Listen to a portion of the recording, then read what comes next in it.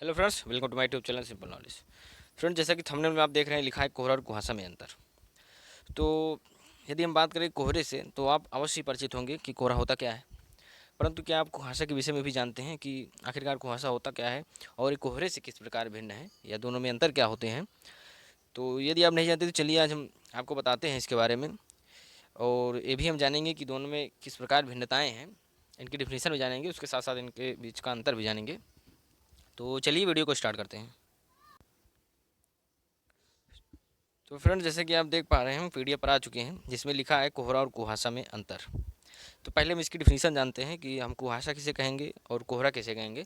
फिर हमने इसका निष्कर्ष निकाला है, जिनमें हमने जिक्र किया है कि दोनों में भिन्नताएं क्या हैं, यानी कि दोनों में डिफरेंस क्या है। तो चलिए देखते हैं। जैसे कि लिखा है यहाँ पर, कोहरा वस्तुतः छोटे बादल होते हैं। तो फ्रेंड, जैसे कि आप देखते हैं कि आसमान में बादल दिखाई देते हैं, सेम टू सेम वैसे ठंडी के समय में देखा जाए तो कोहरा हमें नज़र आता है बादल के रूप में। तो हम उसे बादल ही मान सकते हैं। ये पृथ्वी के धरातल के पास बनते हैं, यानी कि जो ये कोहरा है पृथ्वी के धरातल के पास बनता है। इनमें देखा जाए तो धूल कण, यानी कि डस्ट पार्टिकल, धुएं के कण, और उसके साथ साथ नमक के कण पाए जाते हैं। यानी कि इन बादलों में या जो कोहरा बनता है वो बेसिकली धूल कण से, धुएं के कण से और नमक के कण से मिलकर बनता है। और ये बहुत ही घना होता है, यानी कि इसमें सघनता की बात की जाए तो बहुत ज़्यादा होती है, जिसके कारण हमें पास की वस्तुएं तक नज़र नहीं आती। कभी कभी ऐसा होता है कि हमें बहुत पास ही नहीं दिखाई देता, इतने ज़्यादा ये घने होते हैं। तो ये थे कोहरा, जिसे हम फॉग कहते हैं। अब हम बात करते हैं कुहासा, यानी कि मिस्ट की। दोस्तों, यदि आप इनकी इंग्लिश को सर्च करेंगे तो फॉग को कुहासा भी लिखा नज़र आएगा आपको, परंतु देखा जाए इसकी इंग्लिश मिस्ट ही रहेगी।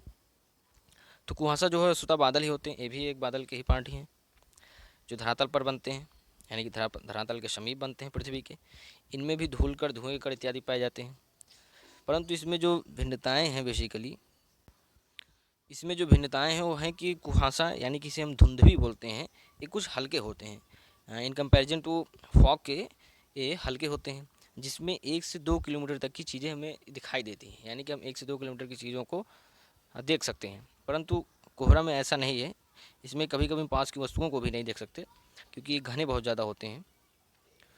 तो इसके साथ साथ यदि हम इनका निष्कर्ष देखें, यानी कंक्लूजन की दोनों में बेसिकली अंतर क्या नज़र आ रहा है, तो अंतर यही नज़र आ रहा है कि कोहरा और कुहासा में केवल दृश्यता के विस्तार का ही अंतर है। यानी कि जो हम चीज़ों को देखते हैं, उन्हीं का इसमें बेसिकली अंतर है कि कुहासा में हम चीज़ों को काफ़ी दूर तक देख सकते हैं, परंतु कोहरा में हम चीज़ों को काफ़ी दूर तक नहीं देख सकते, यहाँ तक कि पास की वस्तुएं भी हमें स्पष्ट नज़र नहीं आती। तो कोहरा जो होता है घना होता है, ये भी एक अंतर है। उसके साथ साथ कुहासा जो है हल्का होता है। कोहरे में हमें कभी कभी पास की वस्तुएं ठीक तरह से दिखाई नहीं पड़ती, जैसे कि मैंने आपको बताया ही है। उसके साथ साथ कोहरा में जो है कुहासा में जो है लगभग 1 से 2 किलोमीटर की चीज़ें स्पष्ट नज़र आती हैं। तो आप खुद ही देख सकते हैं कि कोहरा और कुहासा में बेसिकली अंतर क्या दिखाई दे रहा है। तो यदि हम इसका एक सार के रूप में देखें, शॉर्ट के रूप में, तो आप सिंपल से यही जानते रहिए कि कोहरा जो होता है घना होता है, और इसमें पास की वस्तुएं नज़र नहीं आती कभी कभी। और कुहासा जो है इसमें पास की वस्तुएं नज़र आती हैं, यहाँ तक कि कुछ दूर तक भी हमें 1 किलोमीटर या 2 किलोमीटर तक की भी वस्तुएं दिखाई देती हैं। और ये देखा जाए तो हल्के होते हैं, घने नहीं होते। इन्हें हम धुंध भी कहते हैं, कभी कभी हमें धुंध दिखाई देते हैं। तो बेसिकली वही होते हैं कुहासा और कोहरा।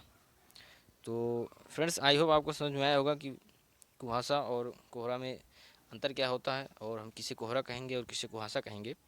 क्योंकि ये ज्योग्राफी से जुड़ा टॉपिक है, तो हो सकता है आपके लिए इंपॉर्टेंट हो, कॉम्पिटेटिव एग्जाम के लिए पूछ सकता है उसमें कि कोहरा और कुहासा में अंतर क्या है। तो कूट के रूप में भी दे सकता है, पूछ सकता है। तो ये कॉम्पिटेटिव एग्जाम के लिए भी इंपॉर्टेंट है। तो आई होप आपको समझ में आया होगा। चलिए मिलते हैं नेक्स्ट वीडियो में, तब तक के लिए नमस्कार।